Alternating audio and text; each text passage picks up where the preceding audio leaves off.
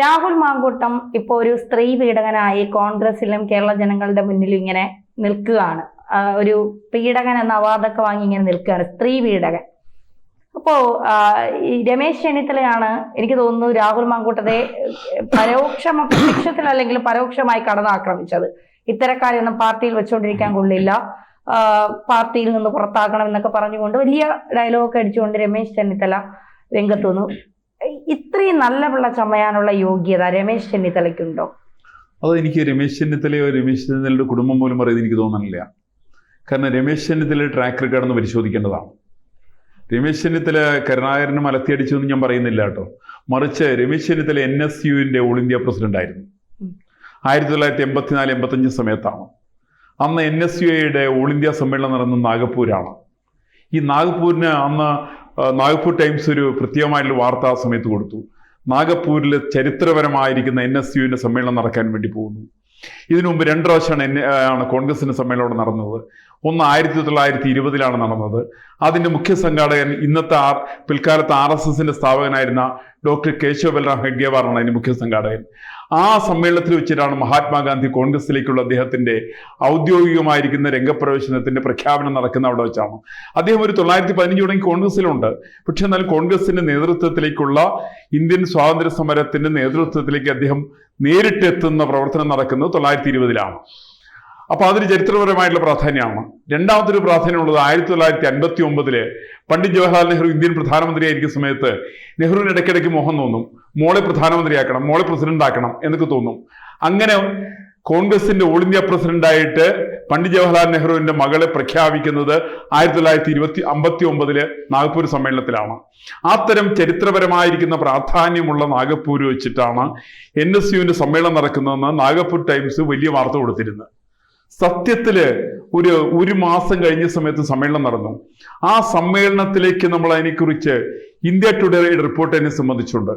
ആ റിപ്പോർട്ട് പരിശോധിച്ചാല് ഇത്രയും ചരിത്രപരമായിരിക്കുന്ന പ്രാധാന്യമുള്ള, ഞാൻ ചരിത്രം എന്നൊക്കെ പറഞ്ഞാല് രാഹുൽ മാങ്കൂട്ടത്തിലെ ഇതൊക്കെയായിട്ട് താരതമ്യപ്പെടുന്ന സമയത്ത് വെറും ഒരു അശ്വ മാത്രമാണ് രാഹുൽ മാങ്കൂട്ടത്തില്. ഈ രാഹുൽ മാങ്കൂട്ടത്തിൽ ഇത് ഓർമ്മയുണ്ടാവില്ല ചിലപ്പോ. കാരണം അന്ന് NSUവിന്റെ സമ്മേളനത്തിൽ പങ്കെടുത്തത് 30,000 പേര് പങ്കെടുക്കുന്ന പറഞ്ഞേ. പങ്കെടുത്ത് 42,000 പേര് പങ്കെടുത്തു. ഈ 42,000 പേര് പങ്കെടുത്തിട്ട് ഏറെ പേരും ചെയ്തത് അവിടെ നാഗ്പൂർ റെയിൽവേ സ്റ്റേഷനിൽ ട്രെയിൻ ഇറങ്ങിയിട്ട് പോണ പോക്കുള്ള തെരുവുകളിലുള്ള വീടുകളിലെല്ലാം കയറിയിട്ട് ബലാത്സംഗം നടത്തുകയാണ്. വെറുതെ കയറിയിട്ട് ബലാത്സംഗം നടത്തുന്നു. അവർ വ്യത്യസ്തമായുള്ള ഗ്രൂപ്പുകളായി തിരിഞ്ഞു. Orissa group, Punjab group, Uttar Pradesh group, Bombay group, Pune group എന്ന് തുടങ്ങിയിട്ട് 6-7 ഗ്രൂപ്പുകളായിട്ട് തിരിഞ്ഞ് നടത്തിയിട്ടുള്ള വിക്രസുകൾ. അതിന് വേറൊരു അത്ഭുതകരമായൊരു വശം, ഇന്ത്യയിൽ ഒരിക്കലും സാധാരണ എന്ത് പരിപാടി നടത്തിയാലും അതൊന്നും നമ്മുടെ റെഡ് സ്ട്രീറ്റുകളെ ബാധിക്കാറില്ല. ബോംബെയിൽ റെഡ് സ്ട്രീറ്റ് ആണ്. സമാനമായുള്ള രീതിയിൽ നാഗ്പൂരിൽ ചില സംവിധാനങ്ങളൊക്കെ ഉണ്ട്. ഏകദേശം 2000-ഓളം വരുന്ന യുവതികളാണ് ഈ തൊഴിലിൽ ഏർപ്പെട്ടിരിക്കുന്നത്, ലൈംഗിക തൊഴിലാളികൾ. ഈ ലൈംഗിക തൊഴിലാളികൾക്ക് പോലും അവിടെ പ്രവർത്തിയെടുക്കാൻ വേണ്ടി സാധിച്ചില്ല. അവരവരുടെ സ്ഥാപനം അവരടച്ചിട്ടു. അവരടച്ചിട്ടതിന് ശേഷം ഇന്ത്യൻ പ്രധാനമന്ത്രിയായിരുന്ന ശ്രീമാൻ രാജീവ് ഗാന്ധിക്ക് അവർ രേഖാമൂലം കത്തുകൊടുത്തു. ഞങ്ങളുടെ പ്രവർത്തനത്തിന്, ഞങ്ങളുടെ ജീവിത ചര്യയ്ക്ക് മുടക്കം വരുത്തിയിരിക്കുന്നത് യുവ കോൺഗ്രസ് നേതാക്കന്മാരാണ്. അതുകൊണ്ട് ഞങ്ങൾക്ക് തൊഴിലെടുത്ത് ജീവിക്കാൻ സാധിക്കുന്നില്ല. 2 ദിവസത്തെ ഞങ്ങൾക്ക് കോമ്പൻസേഷൻ തരണം എന്ന് ആവശ്യപ്പെട്ട് അവർ തൊഴിലെടുത്തിട്ടുണ്ട് കേട്ടോ. ആ തൊഴിലിന് വരുമാനം കിട്ടിയിട്ടില്ല. അങ്ങനെ തൊഴിലെടുത്തിട്ട് വരുമാനം കിട്ടാതെ കണ്ടുള്ള പ്രവർത്തനം അവരെ കൊണ്ട് നടത്തിച്ചത് രമേശ് ചെന്നിത്തല അധ്യക്ഷനായിരിക്കുന്ന സമയത്തുള്ള NSUക്കാരാണ്. അതിനെക്കുറിച്ചിട്ട് മറ്റേ ഇന്ത്യ ടുഡേ റിപ്പോർട്ടുണ്ട് അതിനെക്കുറിച്ച്.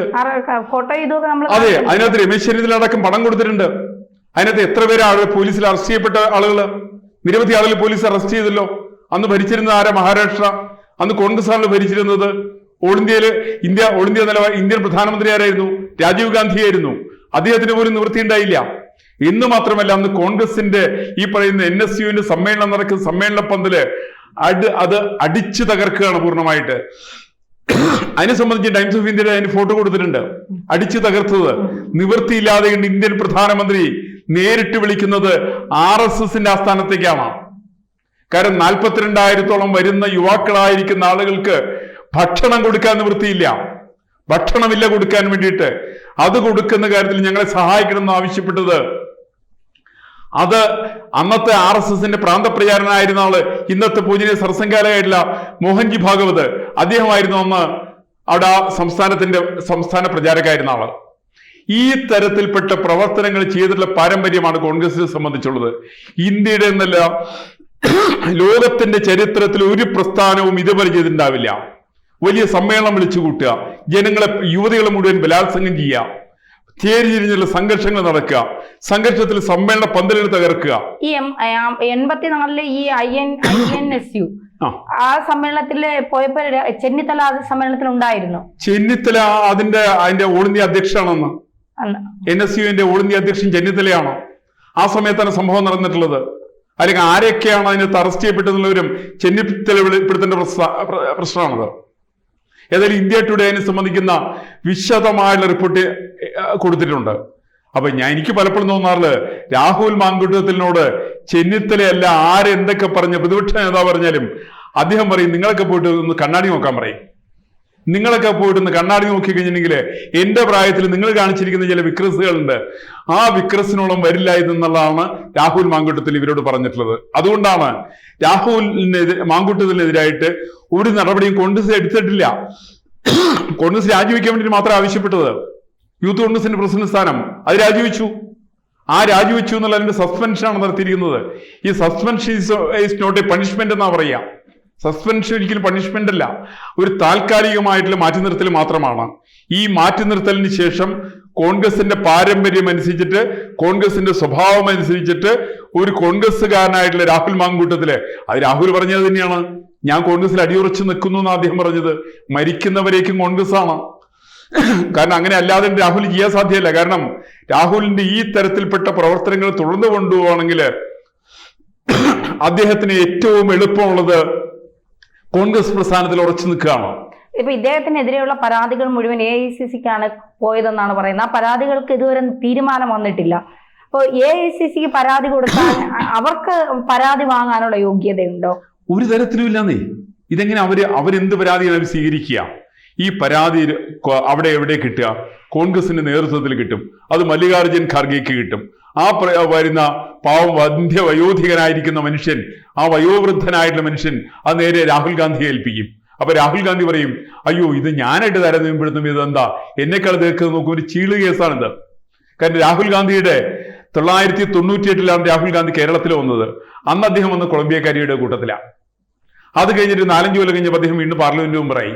അന്ന് അദ്ദേഹം മണാലിയിൽ പോയി, ഹിമാചൽ പ്രദേശില്. അദ്ദേഹം പോയത് കൊളംബിയക്കാരിയും കൊണ്ടാണ്. അങ്ങനെ ഓരോ സംസ്ഥാനത്തും ഓരോ രാജ്യത്തും പോകുമ്പോൾ ഓരോരുത്തരും കൊണ്ടുപോകുന്ന പാരമ്പര്യമാണ് രാഹുൽ ഗാന്ധിക്കുള്ളത്. സാർ, ഈ വാജ്പേയി സർക്കാരിന്റെ കാലത്ത് രാഹുൽ ഗാന്ധിയെ മയക്കുമരുന്ന് കേസിൽ അമേരിക്കയിൽ അറസ്റ്റ് ചെയ്തു എന്ന് പറയുന്നത് ശരിയാണ്? അങ്ങനത്തെ ഒരു വാർത്തയുണ്ട്. എനിക്ക് അതിന്റെ വസ്തുതയെ സംബന്ധിച്ച് കൂടുതൽ പറയാൻ സാധ്യമല്ല. ഏതാണെങ്കിലും ഉള്ളത്, ഞാൻ പറഞ്ഞു കേട്ടിട്ടുള്ളത്, രാഹുൽ ഗാന്ധിയെ ആ സമയത്ത് അമേരിക്കയിൽ വെച്ച് മയക്കുമരുന്നിന്റെ കേസുമായിട്ട് പിടിച്ചുവെന്നും ആ പിടിച്ചുവരെ സോണിയാഗാന്ധി ഇടപെട്ടു എന്നും സോണിയാഗാന്ധി ഇന്ത്യൻ പ്രധാനമന്ത്രിയുമായിട്ട് ബന്ധപ്പെട്ടു എന്നും ഇന്ത്യൻ പ്രധാനമന്ത്രി ഇടപെട്ടുകൊണ്ടാണ് രക്ഷപ്പെട്ടതെന്നുള്ള വാർത്തകൾ ഞാൻ വായിച്ചിട്ടുണ്ട്. അതിന്റെ സത്യാവസ്ഥയെ സംബന്ധിച്ച് എനിക്ക് പൂർണ്ണമായിട്ട് പറയാൻ സാധ്യമല്ല. ഏതാണെങ്കിലും രാഹുലിനെ സംബന്ധിച്ച് രാഹുലിന്റെ പ്രവർത്തനങ്ങളെല്ലാം രണ്ട് രാഹുൽമാരും ഒരേപോലെ തന്നെയാണ്. അത് മൂത്ത രാഹുലായാലും കൊള്ളാം, ഇളയ രാഹുലായാലും കൊള്ളാം.